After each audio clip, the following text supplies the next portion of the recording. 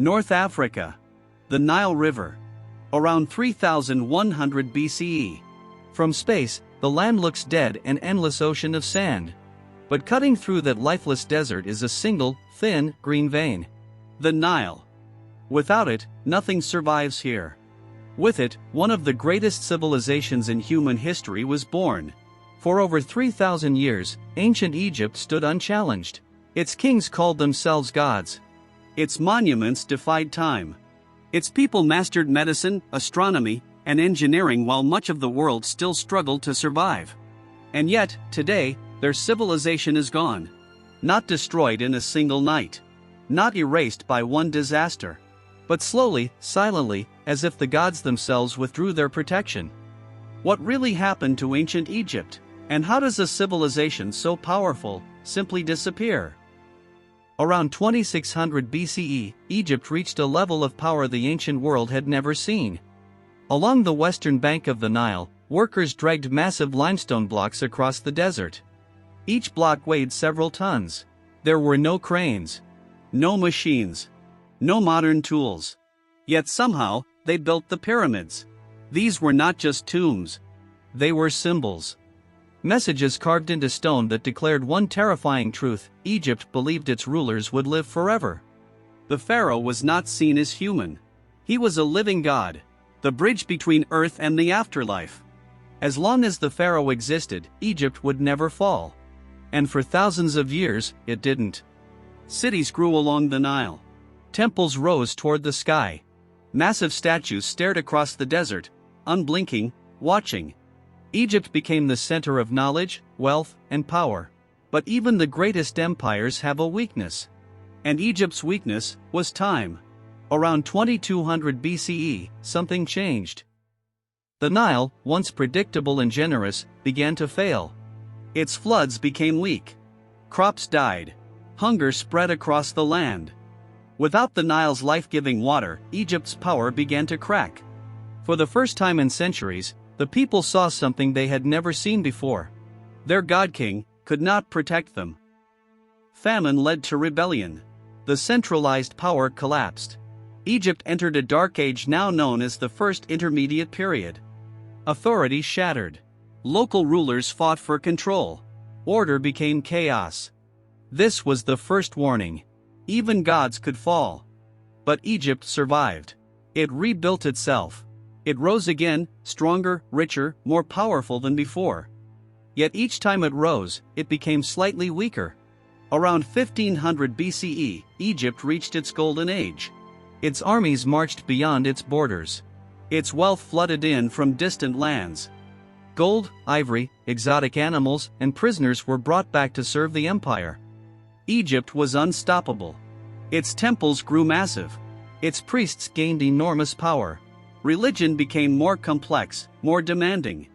But power has a cost. As the priests grew stronger, the pharaoh grew weaker. The balance that held Egypt together began to shift. Invisible, silent, deadly. Then came the invasions.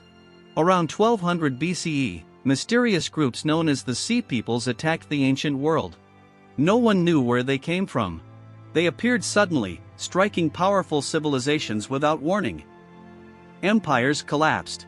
Cities burned. Entire cultures vanished. Egypt fought them off, but barely. The victory came at a terrible price. Its military was exhausted. Its economy drained. Its defenses weakened. Egypt survived, but it was no longer invincible. And its enemies knew it. Over the next centuries, foreign powers began to invade. The Libyans came. The Nubians came.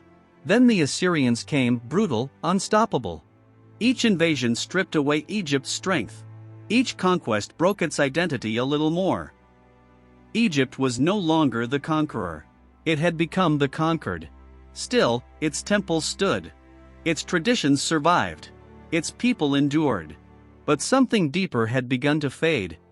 Belief. For thousands of years, Egyptians believed their civilization was eternal. Now, they were no longer sure. Then came the Persians. In 525 BCE, the Persian Empire invaded and conquered Egypt. The pharaoh was no longer Egyptian. Egypt became a province controlled by outsiders. Its people still lived. Its cities still functioned. But Egypt was no longer truly Egypt. Its independence was gone. Yet one final chapter remained. In 332 BCE, a young conqueror arrived. Alexander the Great. He defeated the Persians and entered Egypt as a liberator. The people welcomed him. They saw him as a new pharaoh. He founded a new city on Egypt's northern coast, Alexandria. It would become one of the greatest cities in the world. A center of learning, science, and culture. Home to the legendary Library of Alexandria, where hundreds of thousands of scrolls were stored. But this was not the Egypt of the pyramids. This was a new Egypt, a foreign Egypt. After Alexander's death, Greek rulers controlled the land.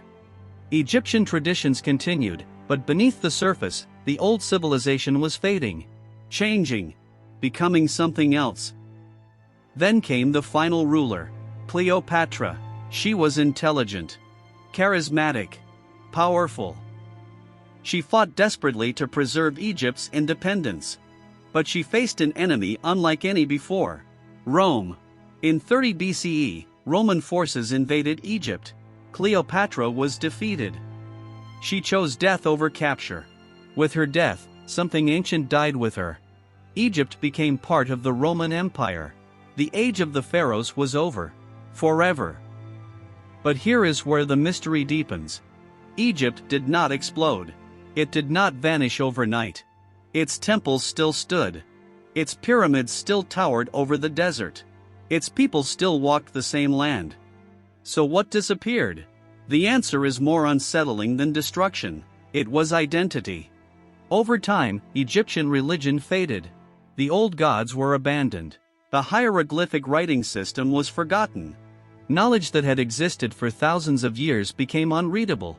Within centuries, no one alive could even read the ancient language.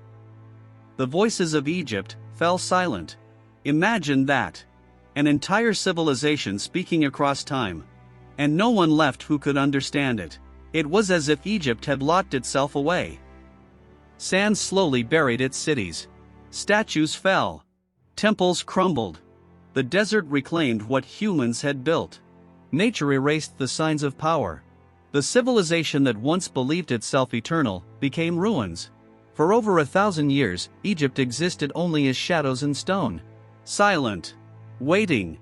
Then, in 1799, something extraordinary happened. French soldiers discovered a black stone buried in the sand. The Rosetta Stone. It contained the same text written in multiple languages. For the first time in over a millennium, humans could finally read Egyptian hieroglyphs again. The dead civilization could speak. And what it revealed was astonishing. Egypt had not disappeared in fire. It had disappeared slowly, through invasion, loss of belief, cultural replacement, and time itself. It had not been killed. It had faded. Today, the pyramids still stand. Massive. Silent. Watching. They have seen empires rise and fall. They have seen conquerors come and go. They remain long after their creators vanished. But the most terrifying truth is this. Egypt did not fall because it was weak. It fell because nothing, no matter how powerful, can escape time. Every civilization believes it will last forever. Every empire believes it is different. But Egypt believed that too. And now, it exists only as stone in memory. Its gods are silent. Its kings are dust. Its people are gone. Or perhaps, not gone. Just waiting beneath the sand. Watching. For those who dare to remember.